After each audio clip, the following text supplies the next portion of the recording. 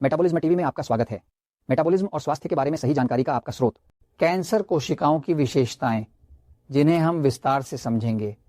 मैं हूं Frank Suarez, मोटापा और मेटाबॉलिज्म के विशेषज्ञ, और आमतौर पर मुझे उन लोगों के सवाल भेजे जाते हैं जो मेटाबॉलिज्म टीवी देख रहे हैं। हमें जो समर्थन आपने दिया है उसके लिए धन्यवाद। मेटाबॉलिज्म टीवी पिछले महीने सुनो जॉर्ज देखा? हाँ, मेटाबॉलिज्म टीवी के 1.3 मिलियन वीडियो। वाह वाह, चौकाला चौकाला। ठीक है, धन्यवाद, हमें देखने के लिए धन्यवाद। तो हम थोड़ा,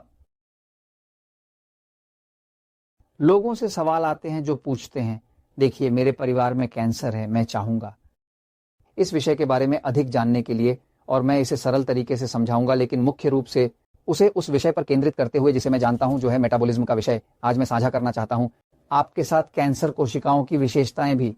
कोशिकाएं जो कैंसर में बदल जाते हैं, जो कैंसर की तरह काम करते हैं, जो ट्यूमर बनाते हैं और अन्य चीजें करते हैं, इसमें एक विशेषता। इन्हें जानना महत्वपूर्ण है, क्योंकि अगर आपको कैंसर का सामना करना पड़े, किसी समस्या को हल करने का एकमात्र तरीका है समस्या को समझना। जितना अधिक आप किसी समस्या के बारे में जितना अधिक आप जानेंगे, उतना ही अधिक अवसर आपके पास उस समस्या से बचाव करने या उसे हल करने का होगा। जो सच है, अगर आप नहीं जानते, अगर आप नहीं समझते, तो आप किसी और पर निर्भर रहेंगे, और जरूरी नहीं कि इसे हल किया जा सकता है। मेरे लिए कुंजी ज्ञान है। मैं एक पल के लिए बोर्ड पर जा रहा हूं।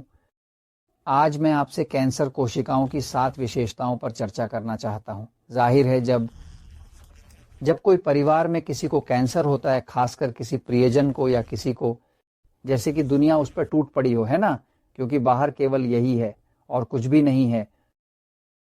कैंसर को संभालने के लिए 3 घातक समाधान हैं, नहीं, जो हैं रेडिएशन, सर्जरी और विषाक्तता, जो कीमोथेरेपी है। लेकिन कई लोग ऐसे हैं जो अन्य तरीकों से खोजने के बारे में सीखना चाहते हैं। समस्या का एक समाधान बिना जरूरी तौर पर उन 3 में से किसी एक को लागू किए, जो 3 वे प्रायः घातक होते हैं, है ना? देखिए, आइए देखें कि कैंसर कोशिकाएं कैसे काम करती हैं। कैंसर कोशिकाओं की एक विशेषता यह है कि वे, जिन्हें अक्सर कम विभेदित कहा जाता है,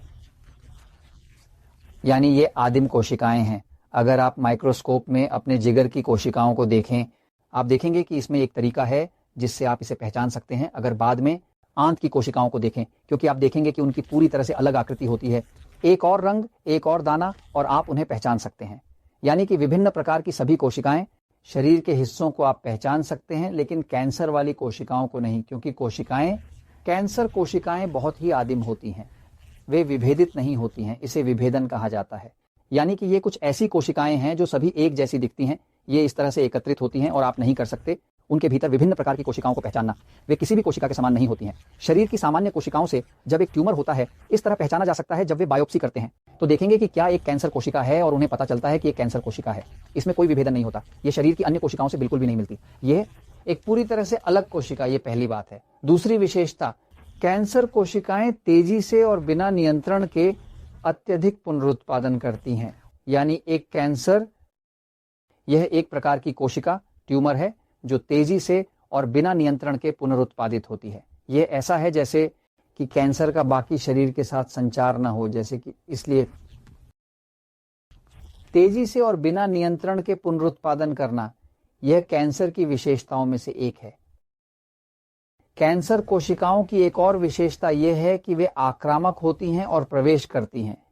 ऊतक, यानी यह शरीर में एकमात्र प्रकार की कोशिका है जो बढ़ती है, जो प्रवेश कर सकती है, यानी दूसरे ऊतक के पास जाना, यहां तक कि एक पाचक एंजाइम जैसा कुछ उत्पन्न करना, कुछ ऐसा जो तोड़ता है, उस दीवार को भेदता है और प्रवेश करता है। यानी कैंसर आक्रामक हो सकता है, वास्तव में यह आक्रामक है और प्रवेश करता है। ऊतक कैंसर कोशिकाओं की चौथी ही विशेषता यह है कि कैंसर कोशिकाएं प्रवासी होती हैं। दूसरे शब्दों में, वे फैलती हैं। जब आप सुनते हैं कि किसी अन्य व्यक्ति को मेटास्टेसिस में कैंसर है, क्योंकि मेटास्टेसिस शब्द ग्रीक से आया है। शब्द मेटा का एक अर्थ है गति का अर्थ, मेटा का एक अर्थ है गति का अर्थ, मेटा शब्द मेटा का एक अर्थ है गति का अर्थ। तो जब हम बात करते हैं कि एक कैंसर मेटास्टेसिस में है, तो ये एक कैंसर जो चल रहा है, जो शरीर में फैल रहा है। इसलिए कैंसर कोशिकाएं प्रवासी होती हैं, वे फैलती हैं।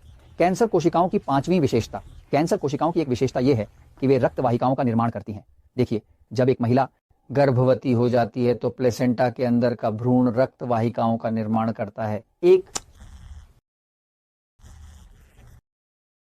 जिस प्रकार भ्रूण जीवित रहा वह यह है कि भ्रूण और प्लेसेंटा मिलकर, जिसे वे एंजियोजेनेसिस कहते हैं। एंजियो का मतलब रक्त वाहिका होता है, जैसे ग्रीक से है ना। जेनेसिस का मतलब सृजन होता है, यानी कि महिला के गर्भाशय के अंदर भ्रूण प्लेसेंटा के साथ मिलकर एंजियोजेनेसिस बनाते हैं, क्योंकि कैंसर के ट्यूमर एंजियोजेनेसिस बनाते हैं। अर्थात वे ऐसे वाहन बनाते हैं जो रक्त वाहिकाओं और भ्रूण के निर्माण को बढ़ावा देते हैं। ये मां की रक्त प्रणाली से जुड़ जाता है और वहीं से आवश्यक पोषक तत्व ऑक्सीजन प्राप्त करता है और बढ़ने के लिए बाकी सब कुछ, है ना। क्या होता है, कैंसर भी ऐसा ही है। कैंसर रक्त वाहिकाओं का निर्माण करता है।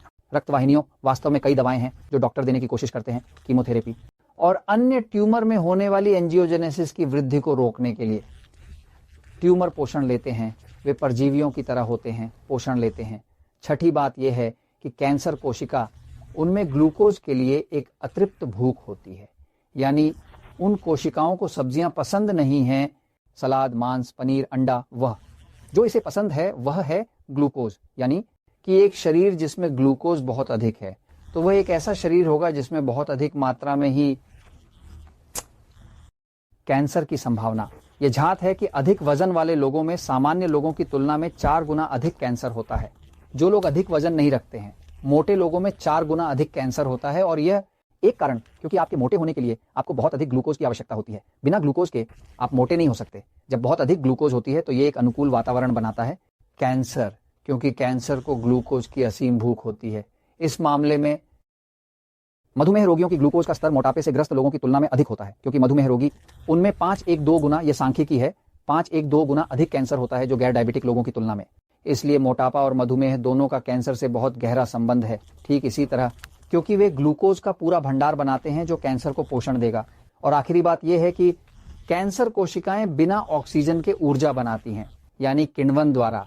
यानी आपके शरीर की स्वस्थ विभेदित कोशिकाएं जो कैंसर नहीं है, श्वसन से ऑक्सीजन का उपयोग करती हैं। पानी जो आप पीते हैं उसमें ऑक्सीजन होता है और वे ऑक्सीजन का उपयोग करते हैं। लेकिन कैंसर कोशिकाएं वे ऑक्सीजन का उपयोग नहीं करते, वे इसे किण्वन द्वारा करते हैं। वे ऊर्जा का निर्माण किण्वन द्वारा करते हैं, जैसे कि फंगस, जैसे कि फर्मेंट करने वाले फंगस, है ना। यहां आपके पास 7 विशेषताएं हैं कैंसर कोशिकाएं। इसे जानना क्यों महत्वपूर्ण है? अच्छा, क्योंकि अगर आप इससे बचना चाहते हैं, अगर आप एक कैंसर से लड़ना चाहते हैं, तो आपको पहले यह जानना होगा कि यह कैसे व्यवहार करता है। तब सही कदम उठाने के लिए ग्लूकोज को कम करना, हाइड्रेट करना, शरीर ऑक्सीजन बढ़ाना और वह सब कुछ करना जो आवश्यक है ताकि उस कैंसर को ना हो, या वह ट्यूमर अनिश्चित रूप से फैलने में सक्षम ना हो।